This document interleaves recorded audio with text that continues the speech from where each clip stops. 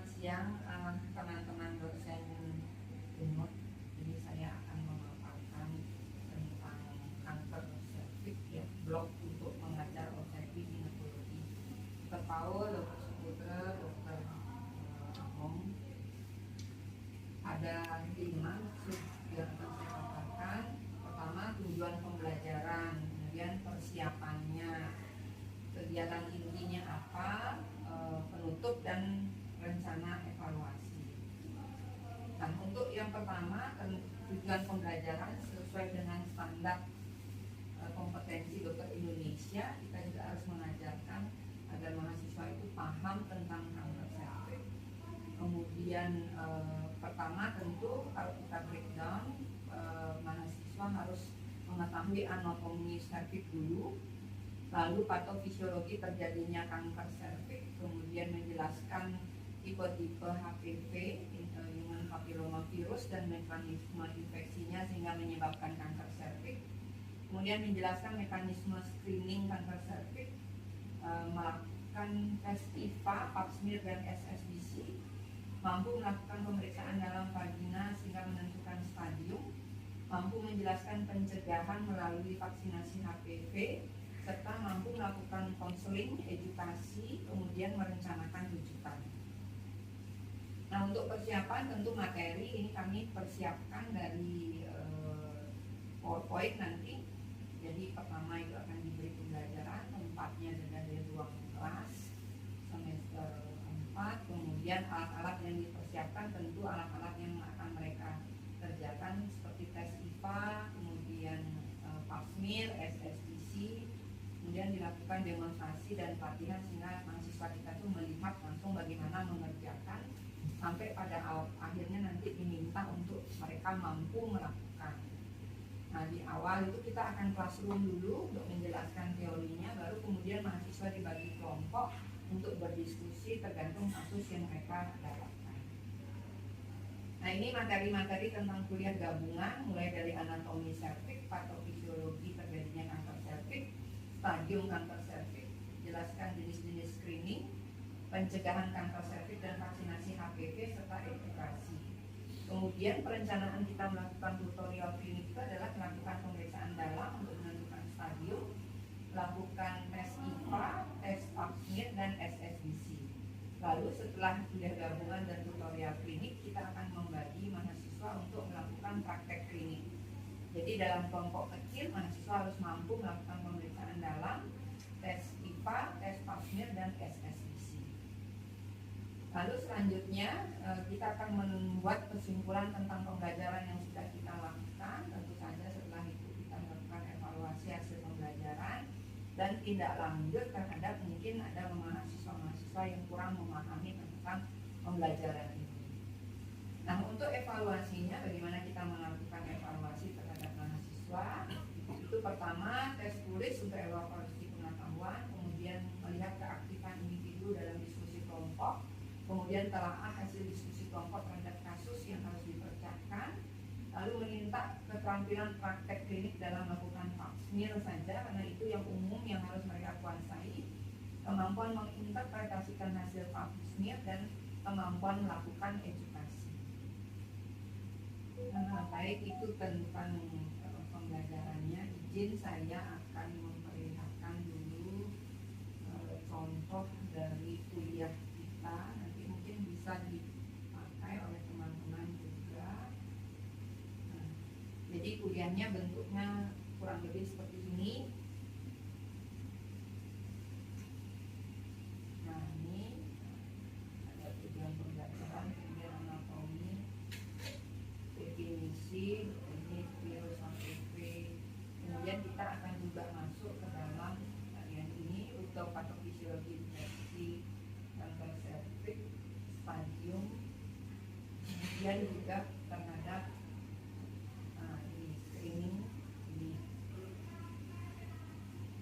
stadiumnya. Nah, mulai kita akan mempelajari tentang vaksinasi untuk kemudian selanjutnya ini. Jadi mungkin itu yang bisa saya sampaikan. Terima kasih. Jadi itu kan di prekliniknya kita sekarang belajar konsep kanker serviks. tujuan pembelajaran kita akan melihat kanker serviks di setting klinik, bukan setting kita waktu belum di kliniknya. Kemudian adik-adik harus paham tentang konsep kanker serviks, bagaimana melakukan screening, ya, kan ada 3 itu. Kemudian konselingnya seperti apa terkait vaksinasi, kemudian bagaimana melakukan vaksinasi. Karena ini level 4, berarti nanti setelah dokter harus mampu mengerjakan. Jadi tidak merujuk, ya. Screening harus mampu dikerjakan, pap smear harus mampu dikerjakan, ya. Baik, kita akan belajar dulu tentang anatomi serviks. Saya merefresh saja. Jadi serviks itu adalah bagian paling ujung, ya, paling ujung dari keseluruhan organ reproduksi wanita. Dia anatominya seperti itu. Yang penting kalian pelajari adalah mencari ini, squamous columnar junction, ya, karena itu nanti yang menentukan screening itu dikerjakan di mana. Nah, ini definisi. Kita tidak perlu memperdebatkan definisi, tetapi yang kita lihat adalah bahwa sekarang etiologinya itu bukan lagi gaya hidup, ya, tapi semua perempuan berisiko untuk terjadinya kanker serviks karena penyebabnya virus. Nah, ini virus. Kalau pengelompokan dia dengan 2 pita DNA, ini sekedar kita tahu saja, ya. Nah, rute yang utama memang genital, kontak skin to skin kontak melalui genital, tapi ada rute yang lain, nanti kita lihat. Nah, ini, ya. Jadi 4 langkah utama perkembangan kanker serviks. Yang pertama itu dia di zona transformasi. Jadi ini penting sekali adik-adik mengenali di mana sih ini. Karena kadang-kadang kalau erosi berat, kita pikir yang merah itulah zona transformasi. Kalau kita tidak memiliki pengetahuan cukup di situ mengambil vaksin, maka hasilnya pasti negatif. Maka pengetahuan tentang ini penting. Kemudian yang kedua adalah bahwa infeksi ini persisten sekali. Infeksi kalau tidak ada upaya untuk memperbaiki sistem imun, dia akan tetap di dalam tubuh kita. Tinggal dia berjalan kapan menjadi prakanker, kapan menjadi kanker. Ya, baik. Ini perkembangannya, dia termasuk virus yang pintar, dia tidak seperti COVID. Kalau misalnya kita masuk virus COVID, kita demam, sehingga kita tahu, oh ini saya kena COVID. Ini enggak. Jadi dia masuk ke dalam tubuh kita, dia diam, dia spesifik hanya di serviks, sehingga host kita, tubuh kita nggak akan tahu. Tidak ada demam, tidak ada nyeri, berkembang. Maka yang sering adik-adik di klinik mungkin dapat nanti, oh saya barusan kontak berdarah, kok sudah stadium 4.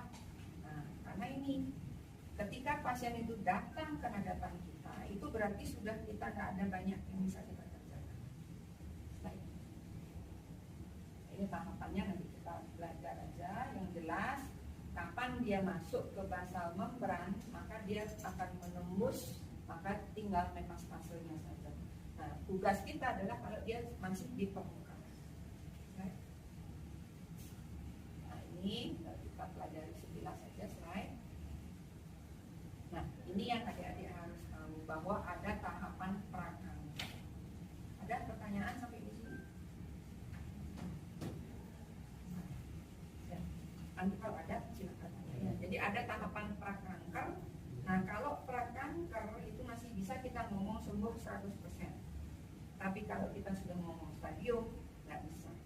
Ya, ini mungkin adik-adik lebih tahu dari saya fase pembelahan. Artinya begini, sistem tubuh itu sudah memiliki proteksi sendiri. Tinggal apakah kita aware atau tidak. Ya. Jadi kalau ada kegagalan pembelahan, maka tubuh itu akan mengeliminasi dengan 2 ini, di nekrosis atau di apoptosis. Dimengkerkan, diberhentikan pertumbuhannya atau dibongkar. Di apoptosis kan dia dibongkar, sehingga tidaklah menjadi kanker.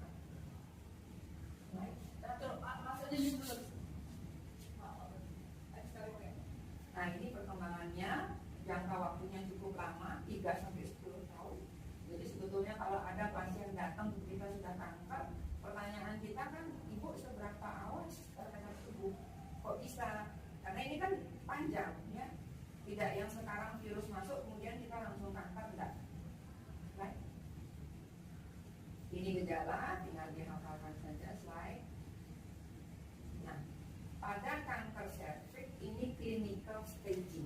Jadi kemampuan klinis kita untuk mendiagnosis itulah yang penting. Ya, makanya 2 jari kalian itu harus sensitif sekali. Karena apa yang kita kerjakan, tata laksana terhadap kanker sangat tergantung dari stadium. Tidak sama itu ya. Baik. Jadi stadium untuk saat ini tidak berubah. Saya kode dengan 1B1 itu karena disitulah baru kita bisa lihat dengan mata. Jadi jangan nanti kalau kalian merencanakan rujukan, jangan merujuk suspek CA cervix stadium 1A. Nah ini kan mikroskopis. Iya, kan belum bisa kita lihat. Tapi kalau kalian 1B1 oke, karena kita sudah lihat, inspekulo lihat, ya. Apa? Kemudian selanjutnya itu VT. Selanjutnya VT. Kenapa 2A saya tandai? Disitulah batasnya operable. Ya, 2A1, 2A2, 2B boleh dioperasi, tapi dengan catatan dilakukan di rumah sakit besar seperti Prof. Murah.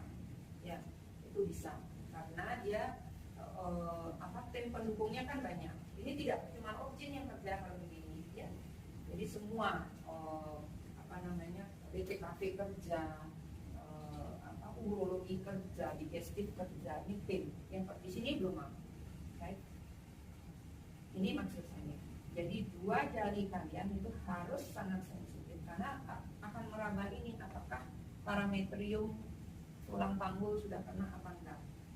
Kalau misalnya 1B1 itu seperti apa, 2A seperti apa. Saya dulu belajarnya mulai dari 2A. Jadi setiap residen mendiagnosis, oh ini CA cervix 2A, saya pasti minta didampingi untuk VT. Karena tidak akan pernah kita lupakan kalau pernah kita VT. Jadi kalau lebih jelek lesinya dari itu berarti di atas 2A. Lebih kurang lesinya dari itu, oh berarti di bawah 2A. Itu pembelajaran. Tapi adik-adik terserah yang mulai dari stadium berapa. Right? Nah ini modalitas tata laksana kita. Baik, kita akan belajar tentang pencegahan lebih dulu. Baik. Nah, pencegahan untuk saat ini satu-satunya CA kanker yang bisa disegah di objin itu kanker cervix. Baik. Ada 3 tipe. Ini sudah jarang kita temukan. Yang bivalen, yang ada itu quadrivalen dan monavalen. Ya. 4 tipe virus dan 9 tipe. Ya, jadi disuntiknya itu mulai bulan ke-0, bulan kedua dan bulan ke-6. Ya, batasan umur kalau dia 9 tahun sampai 15 tahun itu 2 dosis, bulan ke-0 dan bulan ke-6. Kalau dia di atas 15 tahun sampai dengan 55 tahun itu 3 dosis. Itu saja bedanya. Nah, untuk yang quadrivalen dan nonavalen itu bisa disuntikkan pada laki-laki. Karena dia juga bisa untuk pencegahan kondiloma. Kalau yang bivalen kan khusus CA cervix adalah menjelaskan ini. Dia jangan sampai jadi bumerang. Oh, setelah saya vaksin tetap aja saya kanker. Nah, itu kan harus dijelaskan. Ya, kalian harus mampu menjelaskan. Baik. Ada pertanyaan tentang vaksin? Boleh tanya apa dulu? Angkat. Ada? Ya.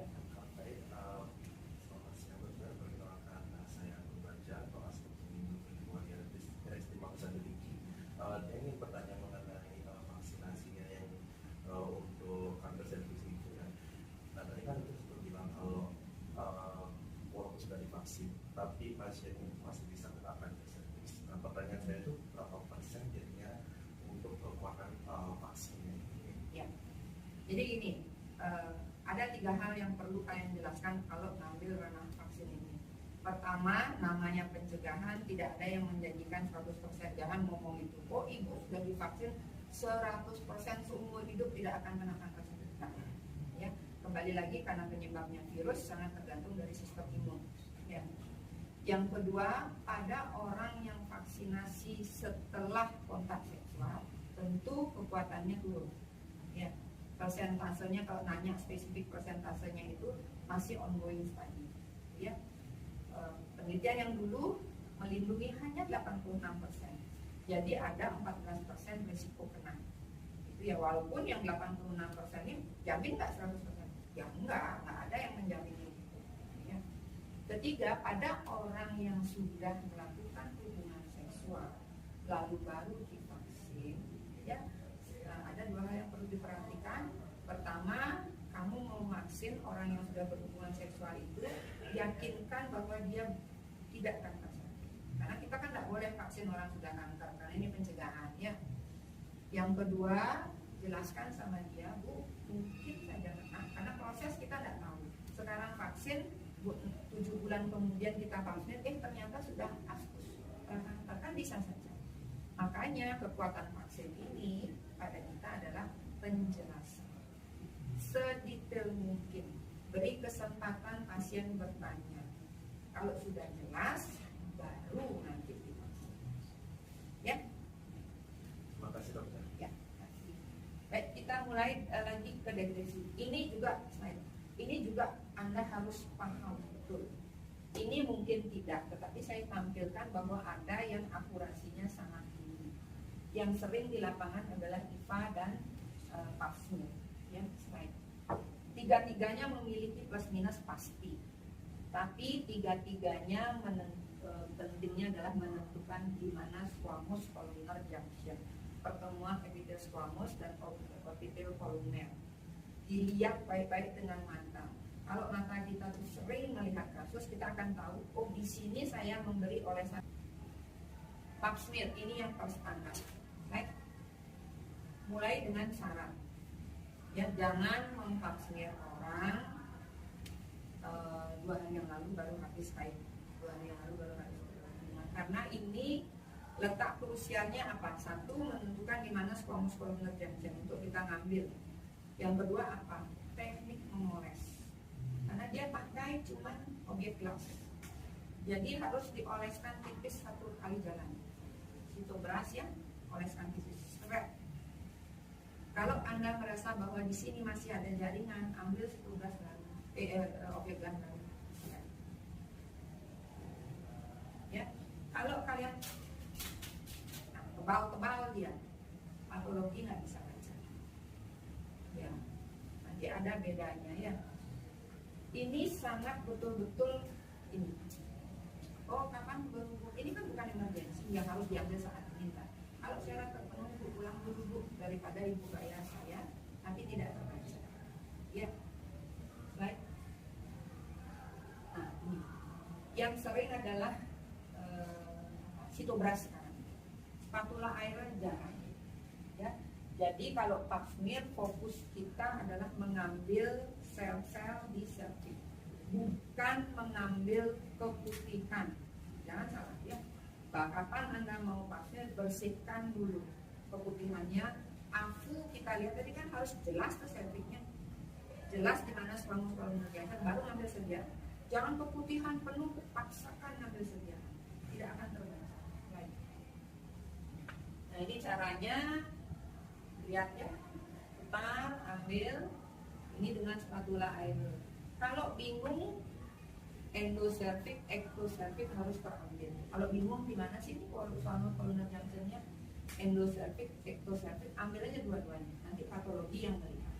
Ya, pasang spekulum juga krusial. Spekulum Anda tuh harus mengambang, tidak boleh menyentuh cervix yang erosi. Kapan berdarah, jangan paksakan ambil. Misalnya Anda pasang spekulum terus berdarah, jangan paksakan ngambil karena tidak terbaca. Baik.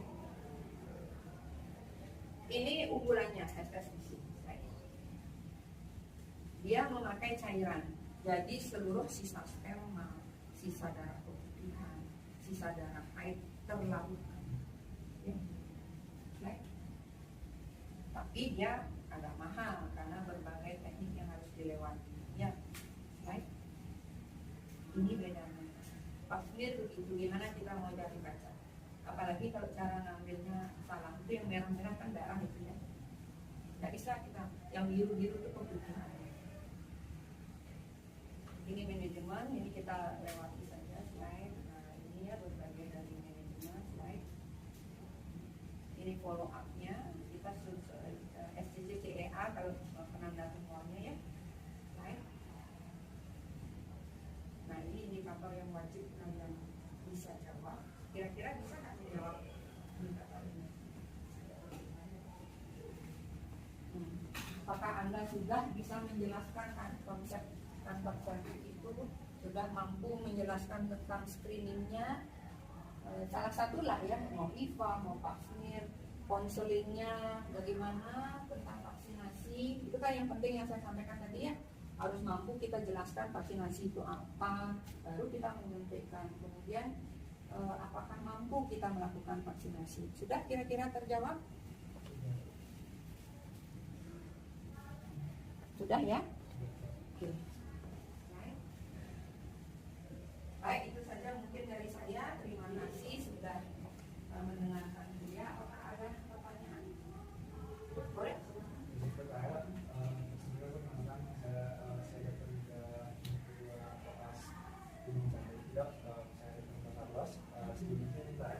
Apa yang mengakibatkan positif palsu pada pemeriksaan kita?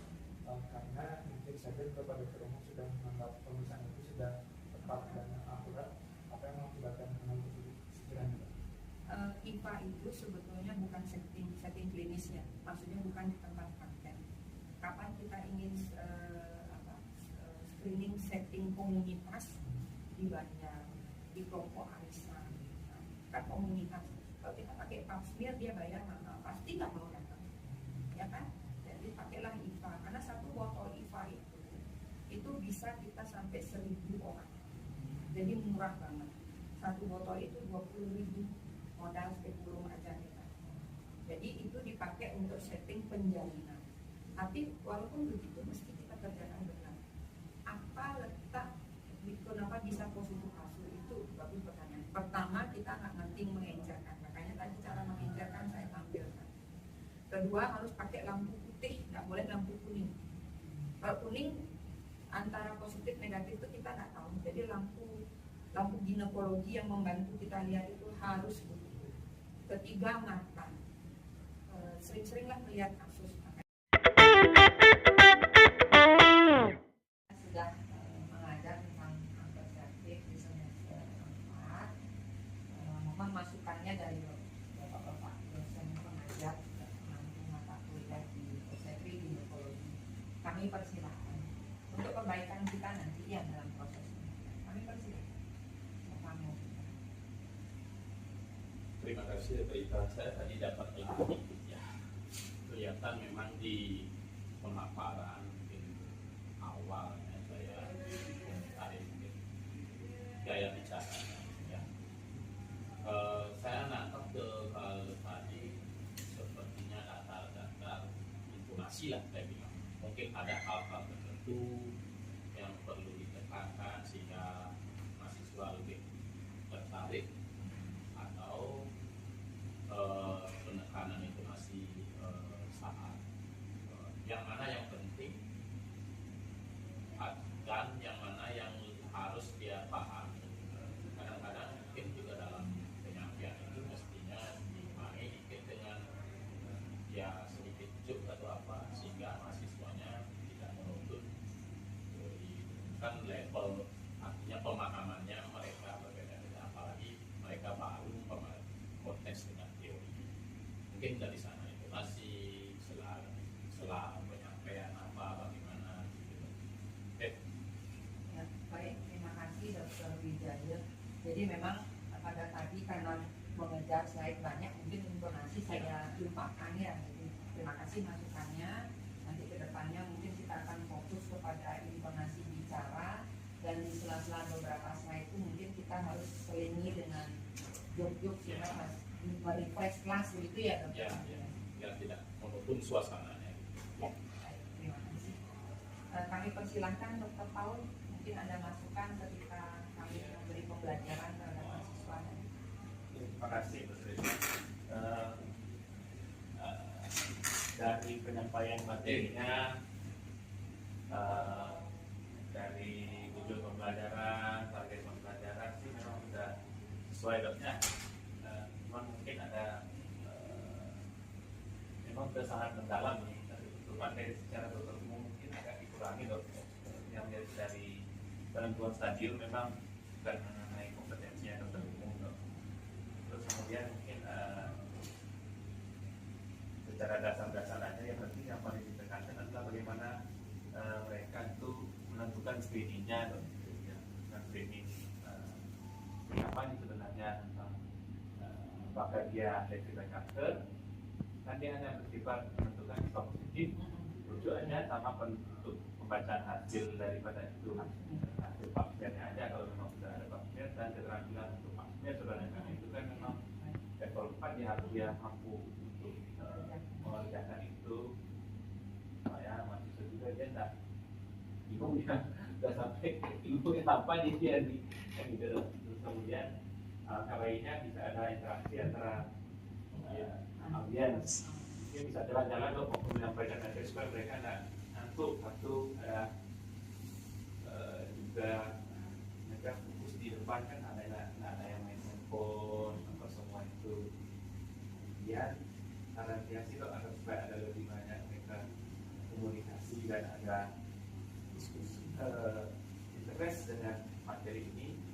Baiknya kita berikan kuis loh dengan ada berikannya suatu ya, ada penilaian tersendiri, ada bonus lah loh, ada nilai plus untuk siapa yang mau ikut aktif dalam kuis, baik dalam mengajar maupun pada saat mau praktikum nanti kan ya, sampai yang paling cepat ini diagnosa kan mereka ada tidak. Jadi dia segitu loh. Terima kasih.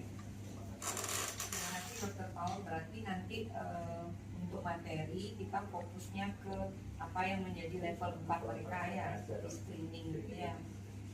Pendahuluannya itu dipersingkat tapi diperdalam di level 4-nya ya.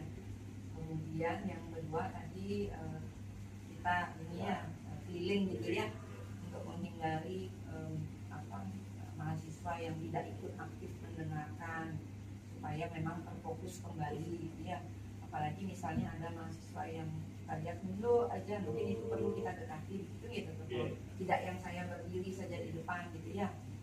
Kemudian yang ketiga, di sela-sela itu kalau kita sudah melihat komitmen belajarnya turun, kita mulai melempar tanya jawab berupa kuis gitu nih. Atau di selesai pengajaran kasih kuis, dan itu akan menjadi penilaian tersendiri untuk mahasiswa yang bersangkutan.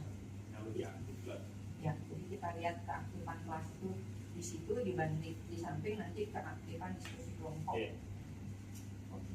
Terima kasih Dr. Paul atas masukannya, sangat bermanfaat. Dr. Suputra tadi sudah ada masukan dari Dr. Wijaya dan Dr. Paul. Mungkin ada masukan dari Dr. Suputra?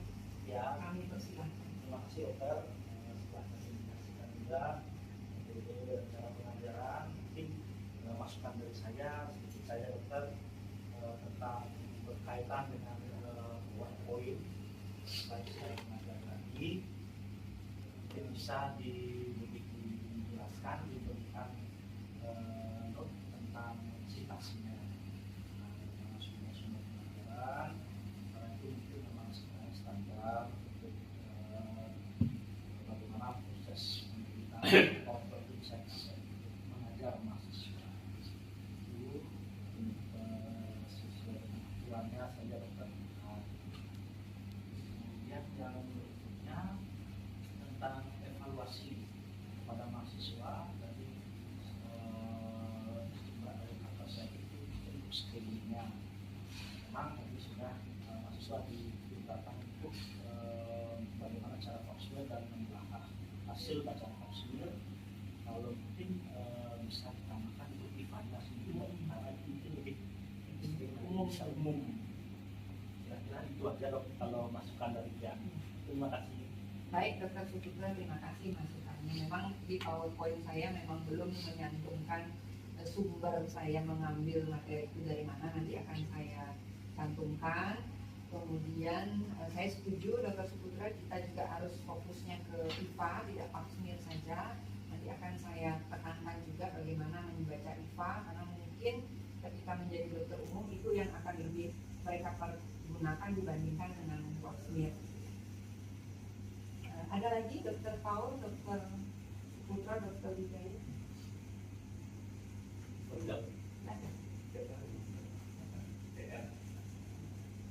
Untuk ke mahasiswa. Oh iya, baik, nanti saya akan melengkapi juga mereka untuk mendapat tugas dikerjakan baik individu maupun kelompok. Baik, kalau memang tidak ada lagi, saya menyampaikan terima kasih atas masukan-masukannya. Ini besar sekali artinya bagi saya untuk perbaikan saya ke depannya menjadi pendidik.